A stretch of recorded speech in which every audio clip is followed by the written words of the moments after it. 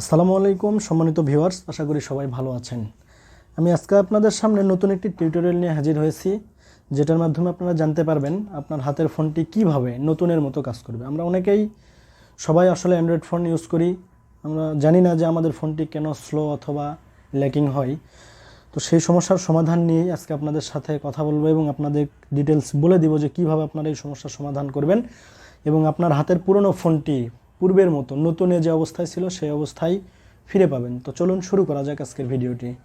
আসতে হবে আপনার হাতের ফোনটির প্লে স্টোর অ্যাপে। আমরা চলে আসলাম প্লে স্টোর অ্যাপে। এখানে আমরা দেখতে পাবো ডান পাশে উপরের দিকে জিমেইলের লোগো, ওখানে আমরা ক্লিক করে দেব। এখানে ক্লিক করে দিলে আমরা একটু নিচের দিকে আসলে দেখতে পাবো ম্যানেজ অ্যাপস অ্যান্ড ডিভাইস, এখানে ক্লিক করে দেব।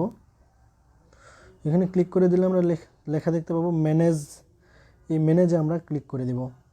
ম্যানেজে ক্লিক করে দিলে আমরা দেখতে পাবো ইনস্টলড অ্যাপ আপডেটস অ্যাভেলেবেল। আমরা ইনস্টলড অ্যাপে ক্লিক করে দেব। নিচের দিকে লক্ষ্য করলে আমরা দেখব নোট ইনস্টলড, এখানে ক্লিক করে দেব। এখানে ক্লিক করলে আমরা দেখতে পাবো আমাদের ফোনে যেসব অ্যাপ প্রয়োজনীয় না, এই যে এক্সট্রা কিছু অ্যাপ আমরা দেখতে পাচ্ছি এখানে আছে, এগুলো ফোনের হিউজ একটা মেমোরি দখল করে থাকে, এই জন্য আপনার ফোনটি ল্যাকিং অথবা স্লো কাজ করতে পারবে। এখান থেকে আমরা মার্ক করে নেব।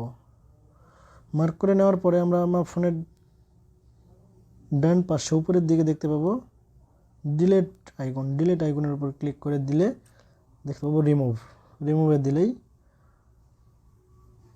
আমাদের অ্যাপগুলো ডিলিট হয়ে যাবে এবং আমাদের ফোনটি পূর্বের মতোই নতুনের মতো কাজ করতে শুরু করবে।